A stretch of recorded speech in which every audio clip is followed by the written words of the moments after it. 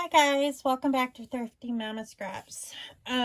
Today's video is going to be kind of a mismatch of a bunch of different things. So I am just going to get started.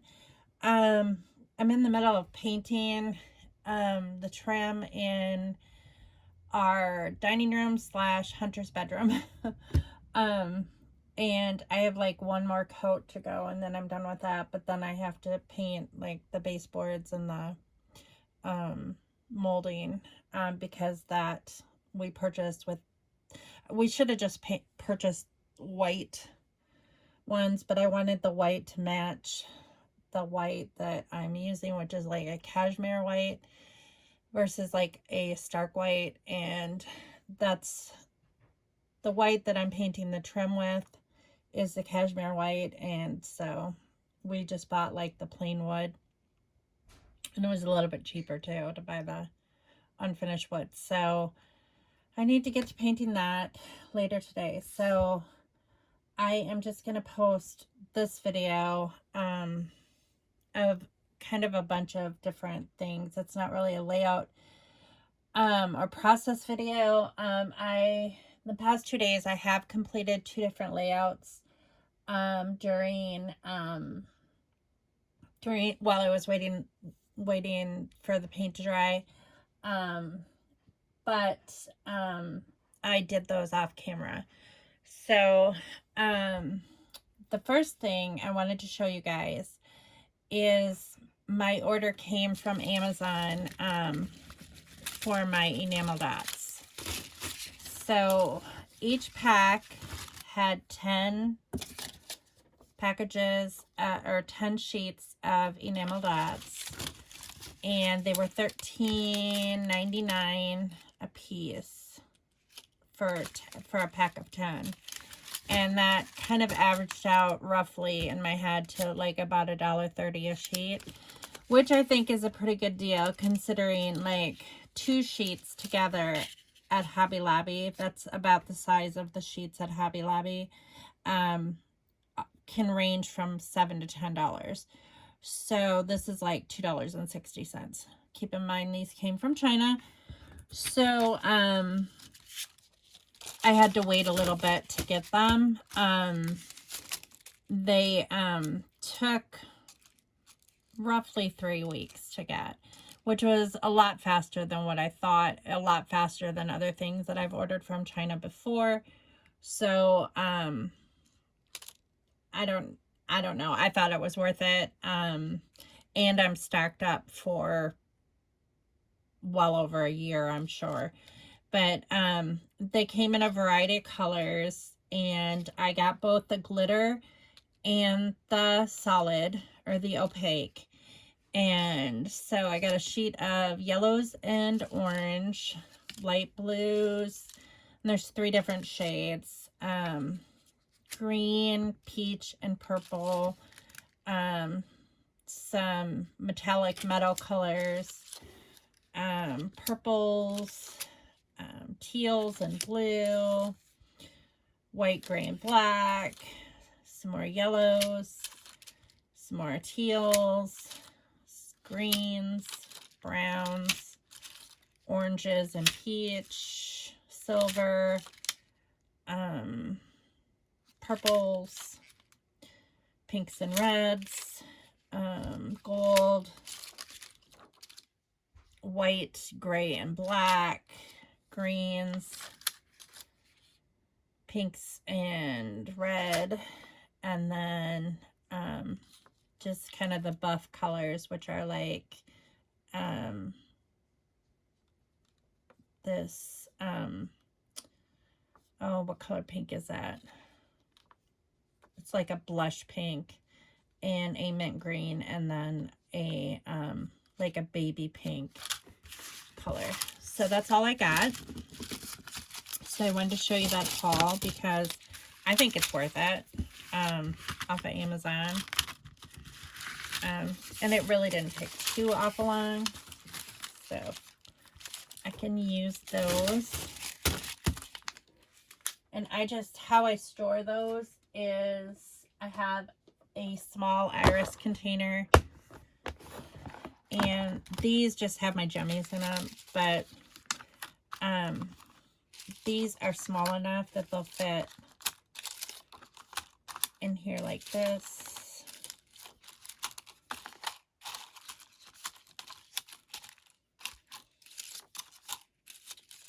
And then when I make page kits, I'll cut a strip off or whatever of the color that I want. So just kind of, and so that is full. So I have this one that's got jummies and enamel dots. I've got this one that's got enamel dots and puffy stickers. And then I've got this one that's also got shapes and stuff. So I have 3 of them. And like I said, I am stocked for a while. The second thing that came in the mail yesterday was the new Scrapbooking Cards Today magazine, which I have a subscription to. You get 4 issues a year. This is the summer issue. And I kind of flipped through it briefly while the paint was drying. And there were a couple layouts that I am interested in copying and doing like a, doing videos of, but portions of it will be, I will do off camera because, these tend to be more detailed than other layouts that I normally would create. This one I really liked because it had a lot of circles, and it can use up a lot of different small pieces of scrap paper. I save all my paper unless it's just like a sliver of paper, and so I have small pieces of cardstock that are left over, and these are a good way. This is a good way to use those up.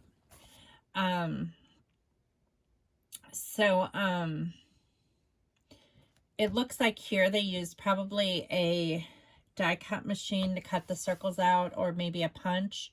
I'm thinking it was a die cut machine because there is like a stitching indentation around each of the circles. I don't have I do have a die cut machine, but it's not electronic, it's manual. It's a Spellbinders. And I do not have a die like this. So what I would probably do, and I only have a circle punch that punches 2 sizes. It's the Creative Memories one that punches a small one and then the next size up. But I do have the Creative Memories cutting system, and I do have all the different circles. So I can make the same layout with using the Creative Memories cutting system. And then for the stitching, what I will do is I will use a paper piercer and my healable mat from Close to My Heart, and then I'll just poke around and make holes in all the way around the circles. And I may stitch it or I may not. I'm not sure with floss. So it just depends on how much time I have. Stitching can be very time consuming, so but that was the first layout that I wanted to show you guys that I'd like to do using my scrap paper. And then this is another one, but this isn't the second one that I want to. I'm going to show you this one just because I want to talk about it. And there's another thing that I want to show you just to talk about, but I probably won't. I'm not going to do this layout. I just like certain techniques that are on it. So the 2 elements on this layout that I really liked was the cut file that said adventure, and then the use of floss as a word, how they made a word out of that. So I do not have I don't have the capability of attaching my computer to an electronic die cut machine that makes these cut files. So when I make one of these manually, I will take a letter stencil that I have on hand, and I will, with a pencil, I will attach the letters together, and then I will fussy cut out the inside of these letters. And I thought that this was a good way to use up like small pieces of cardstock scraps to fill that up. So I kind of like that element to this layout. And then the second thing is how they used floss to write a word. And I am always looking for different ways that I can use my floss. I have an entire bag of ribbon and different kinds of floss in my stash, and it doesn't get used very often because of the fact that I just don't think to use it. And so I think this is a great way to do that, is to write a word. And I really like the two elements together, the cut file and the floss. So you could really write any word, and you could really do any word with the cut file too if you were using stencils and you wanted to create it yourself. How they got this to glue down into a word, I'm sure that they used a fine liner glue bottle, and then they wrote out the word with the glue, and then they just stuck down the floss on top of the glue, and then it just stuck. So love that. Love these elements on this layout. And then here's a larger, I don't know, were you able to, I think you were able to see that whole one. I don't know if you were able to see, this is a larger view of that one with the circles.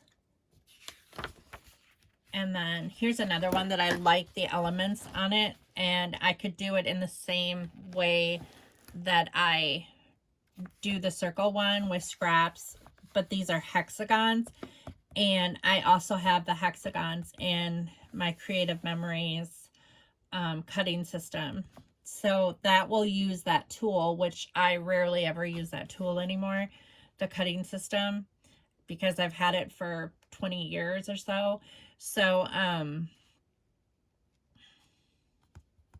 thought that was a good idea, except I would use more picture. I would put more pictures in my layout, and it wouldn't be exactly like this. It's just, I like those elements.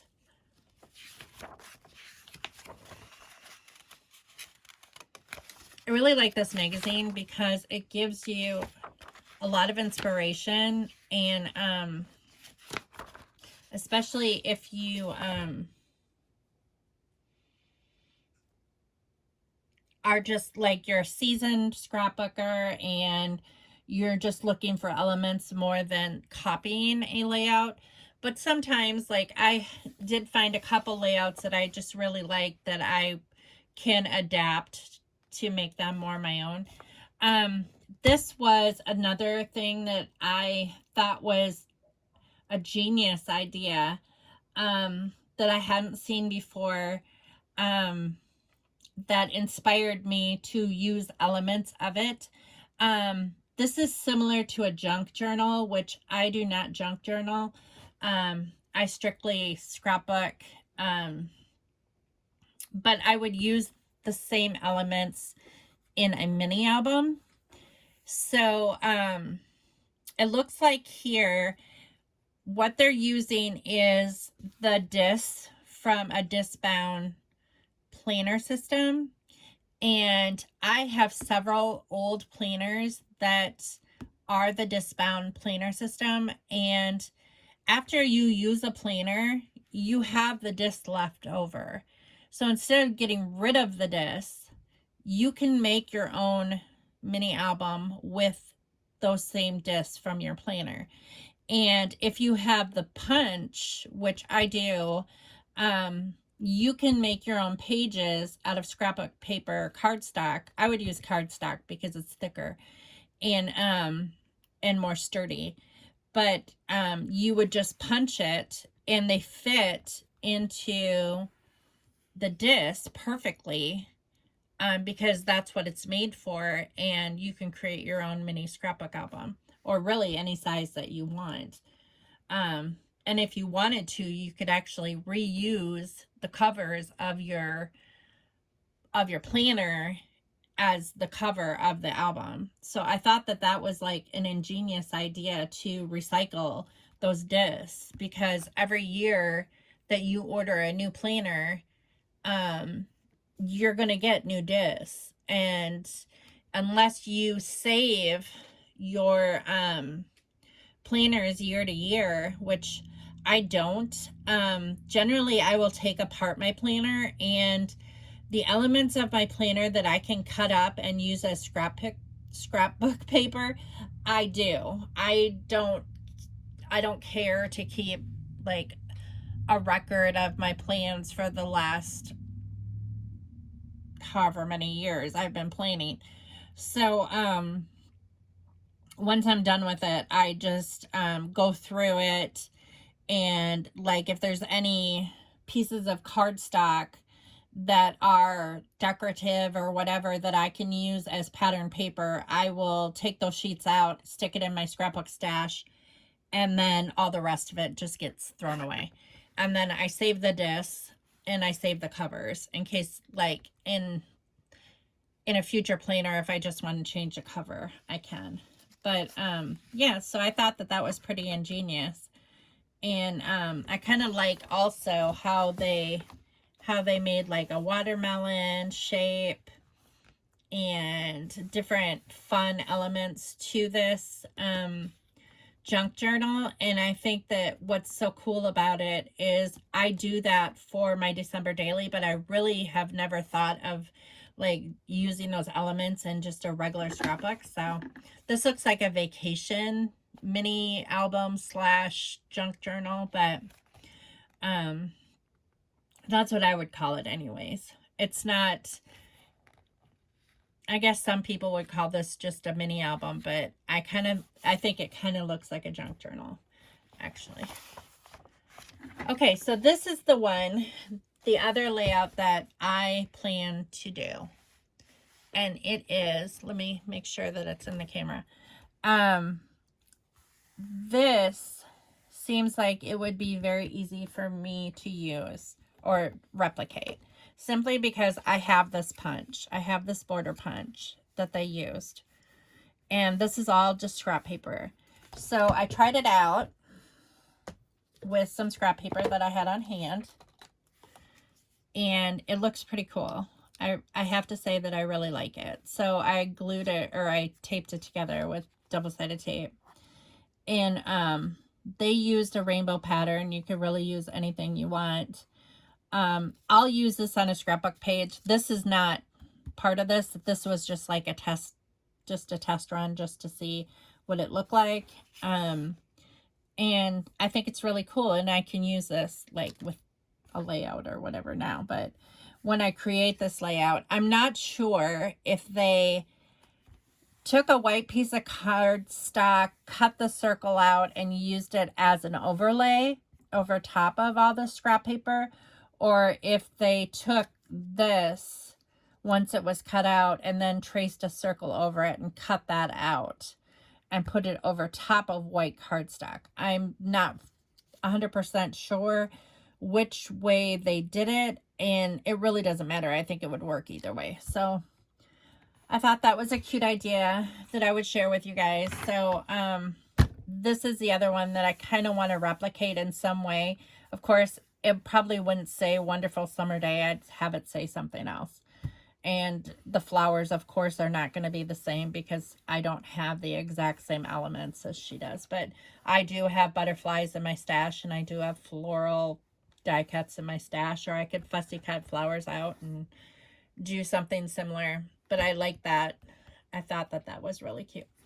So that was basically it for that caught my eye anyways in the new magazine and inspires me to create, and you know, outside my comfort zone, I guess is probably a good way to put it. The two layouts that I created were on the back of two originals that I had. So this was already done, this park page, and then this, something just fell. And then this was a picture of my, I fall off my chair. A couple things just fell off my layout. These, I think they're going to have to be glued down.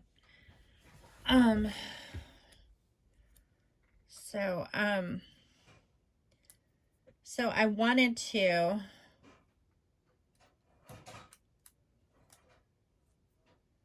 there's something stuck to the back of it. Isn't that how it always works out?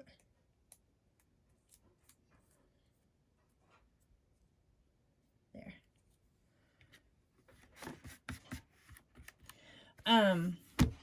This is my sister Anne's wedding in 1988. I was the maid of honor. My sister Jenny was a bridesmaid, and then her friend Susie was a bridesmaid. And so I wanted it to kind of, the layout to match, sort of. And so these pictures, this picture was actually at their wedding. This is supposed to say 89. Although I think it's this one. The one here, because it's got enamel dots on it. I'm going to have to glue these down because they're not sticking very well. So 89, and then this is 90. So I had this one picture of Joe, my ex-husband, at Ann and Scott's wedding.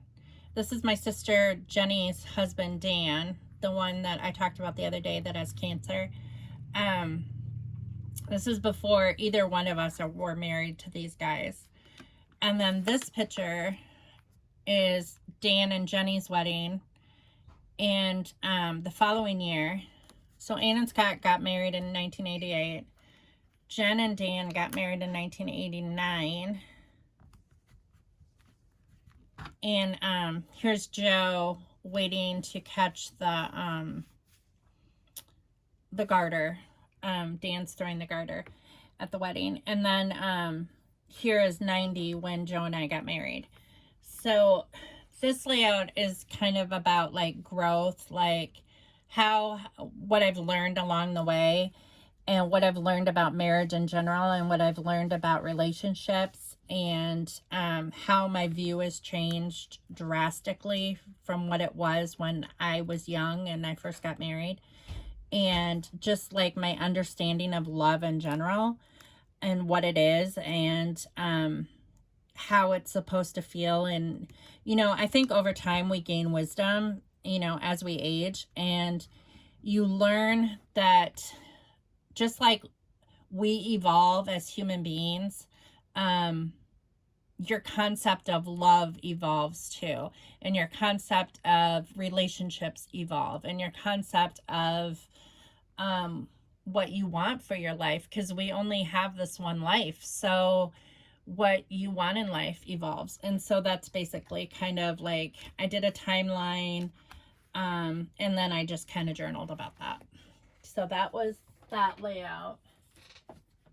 And I did that one off camera yesterday. And then I did another one on the back of this one. This is just a park one of my 3 kids, because I loved going to the park.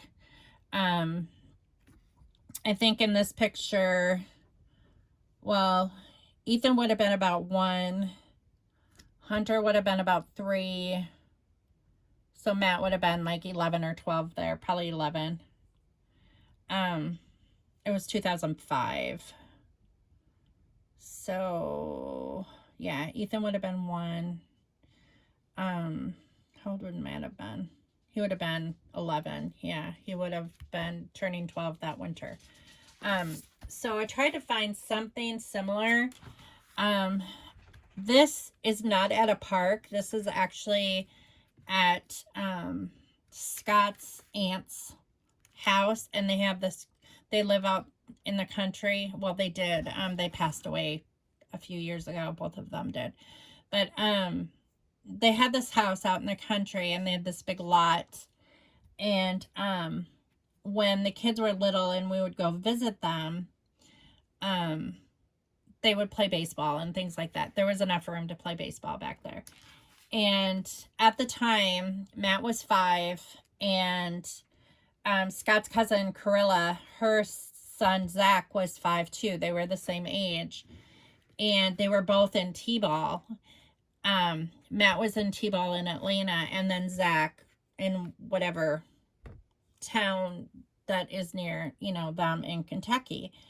And so we decided when we were visiting that we would put together like a T-ball game, you know, with all of us playing.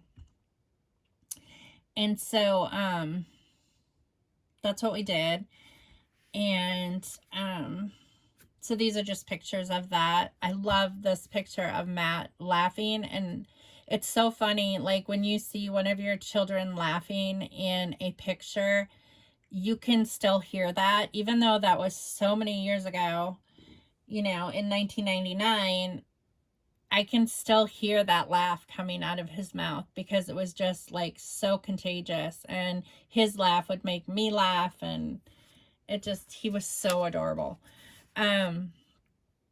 So I titled this one Party Like It's 1999 because this was actually 1999, and just of them playing T-ball. And I have baseball elements, like baseball stickers and stuff, but I didn't want to dig them out of my stash, and I wanted to use what was in the homemade page kit. And so that's what I did for this layout. And these are going to have to be glued down too, because apparently those number stickers do not want to stick very well.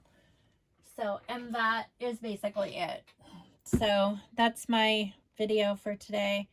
Not really too much is going on today. I think we're going to grill out shish kebabs for dinner. I have some steak bites, and then I just bought the vegetables for the shish kebabs at Walmart earlier in the week, and I think I'm just going to put them on skewers and stick those on the grill. I'm finishing painting. We got the stuff hung up on the walls in the family room. We had to paint that room again because we used flat paint originally, and I didn't realize I wanted a matte finish on the wall, and I didn't really realize that matte paint or flat paint shows like fingerprint every time somebody touches a wall. It shows dust, it shows everything. It's never paint your walls with flat paint. So we needed to go over the wall because you could see like and every time you would like wipe the wall, you could see where you wiped it, like washed it. It just was not a good situation. It just made the wall look really bad. So we bought some other paint, and it had been probably a good 5 years since we had painted that room. And so we bought a similar color. The first color was called like Harvest Orange or something like that, and they don't sell that color anymore, so we had to get something similar to that color, which was just a little bit darker, and we got a semi-gloss so we wouldn't have that same problem again. And we just painted one coat over top of the other color because I still like that color, but now it doesn't show fingerprints or anything like that. But we had taken down all the pictures off the walls to paint, and this was probably a month ago we did that, and we hadn't hung anything back up. Well, I had this like this decal that was on the wall that I still, of a quote about butterflies that I still love. It's kind of like my trademark quote because well, if you knew my story, I am in the process of writing a novel. I have been for quite a few years, and it's called I Hate Butterflies. And if you knew my story, you would understand why I hated butterflies for so many years. And now I don't hate them. Now I kind of look at them as like new growth, like branching my wings and like, you know, going after your dreams and stuff, kind of like that. So I changed from, the book has helped, like, has been therapeutic for me to write, and it's not done yet, and I don't know if I'll even ever publish it, but because it's just basically a book of it's a story that is true, and it's of my life. And so anyway, to make a long story short, I had that quote on the wall. It was quite expensive when I purchased it. That decal was like from one of those companies that like people would have like home parties, and then you'd order them. Like you'd go to the party and then you'd order whatever. Well, I saw that one and I had to have it. So I ordered it from my friend's party, and that's been on the wall for like over, well, at least 5 years. And I didn't want to take the decal off because I was afraid it was going to rip. Part of it is cursive letter. It's really fine cut, finely detailed, like the decal is. And so I thought originally, if the paint was close enough, that we could, no one would know. Well, so I taped around like the edge, like a frame with painter's tape. And then when we painted, we didn't paint inside where the decal was. Well, when I took off the painter's tape, there was a significant difference in, like, the new paint was a little bit darker than the other paint, the paint that the decal was on. So I was like, what am I going to do? I want to keep this. So I ended up ordering, and this was like about a month ago, I ordered a barnwood frame that is very rustic looking. And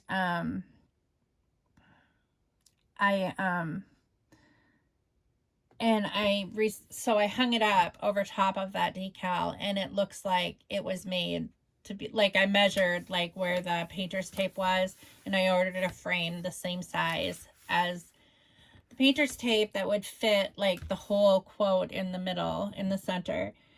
And then I ordered that frame and I hung it up, and it looks awesome. It looks like it was meant to be like that way. And then yesterday I hung up the rest of like the decor that goes around it. I have like these brass leaves and stuff like that. And then there's like this wooden piece together raccoon and a tree that's on the other side. And so we're hanging up all these pictures and stuff. And I've never liked the wall that's behind our gigantic sectional. We have this huge sectional that's massive.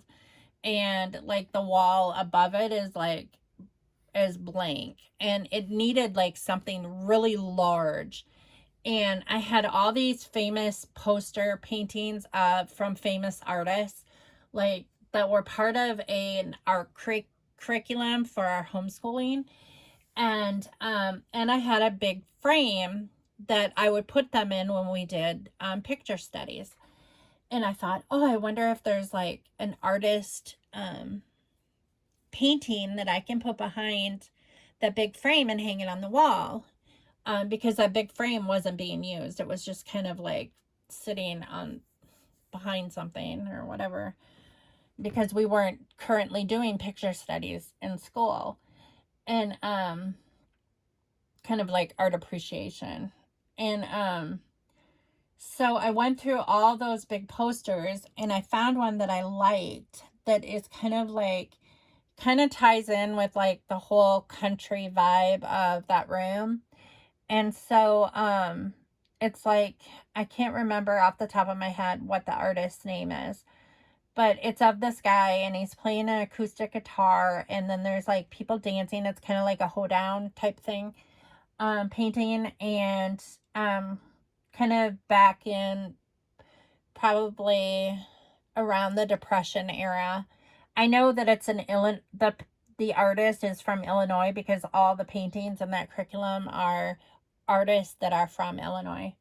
So I thought that was cool too. So I put the painting in the frame, hung the frame up over top, like centered over our sectional, and it looks so good. It just looks like it should be there. But there's like still this great big space on the right hand side of the picture, and I'm like, what can I do? What can I put there? And then it dawned on me that Hunter has an acoustic guitar that he doesn't play anymore that is in the guitar case, and it's sitting in Ethan's closet.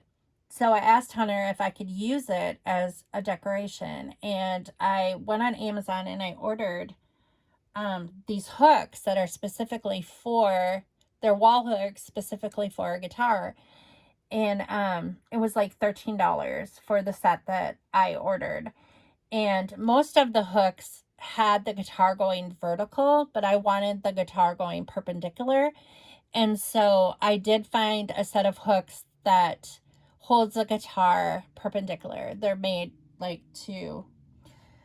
so the guitar is hung on the wall that way. And then if anybody wants to play guitar, they can just take it down because it's made for a guitar. But I think that is going to look so cool because the guitar, Hunter's acoustic guitar, looks very similar to the guitar in the painting. So I'm really excited. That's supposed to get here on Tuesday, those hooks. And I'm excited to see how that all looks in the end. So that's kind of what we've been doing lately. I hung up the hook that Ethan made for in blacksmithing. He's been apprenticing as a blacksmith, and he's learning a lot, and he's doing really well. He's really passionate about it, which is really cool. But he made this this hook, this curly hook, and it's cast iron. And so we hung it on the outside of our house so I can like buy a hanging flower plant to hang from it. So I haven't done that yet. I'll have to look at Walmart, but I know that Walmart has the hanging plants like seasonally. So like in the fall I can put like a hanging plant of mums, and then in the springtime I can put pansies or whatever. But I think that that's cool because those flowers never really last that long anyway. And they're not that expensive. I think they're like $5 for a basket. So I think I'll do that with that. And Hunter's room is coming along. Excuse me.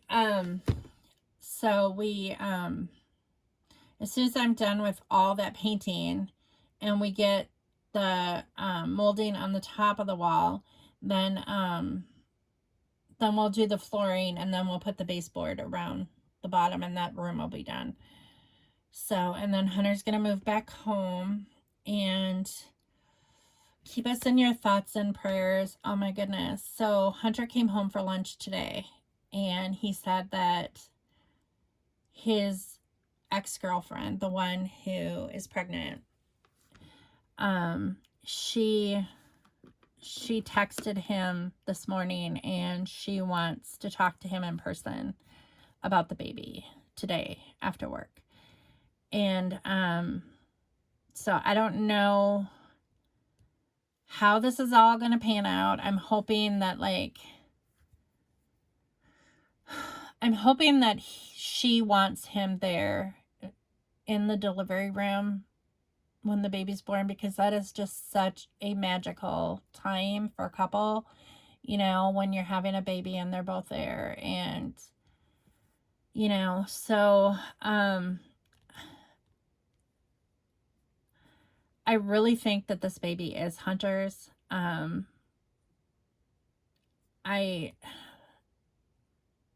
time frame just like, I don't know. I really think this baby's his, but and I'm sure that, but the more that they can like collaborate and work together, the easier it will be. And if we don't have to like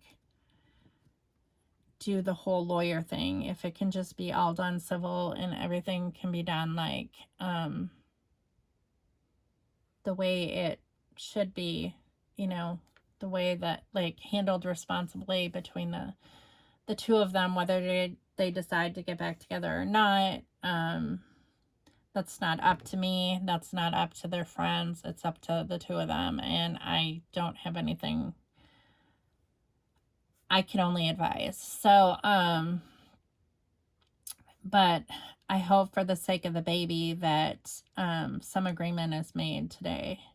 Apparently she had another sonogram, and so I told Hunter, I said, if she shows you the sonogram, take a picture of it so I can see it. Because the babies do like the first week of August. So that baby could come like anytime. This is her third child. So, you know, the third one comes a lot faster. I know with Ethan was coming like right on schedule. I mean, he was coming faster than any of my other kids, but once I got in there and they were inducing me to make it go a little bit quicker, they found out he was transverse, and babies can't be born transverse. So they tried to flip him around inside me, which was not very comfortable, but it didn't work. He was stubborn. He wouldn't move. So I ended up having a C-section with him. But yeah, the third one is like a little bit faster. Your body knows exactly what to do. But that's about it.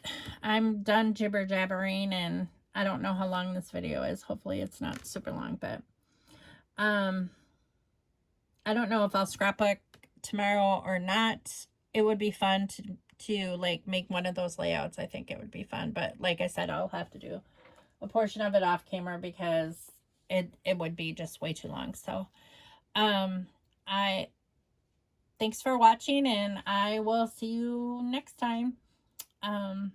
Yeah, take care. Have a good weekend. I hope you have a good 4th. So, bye.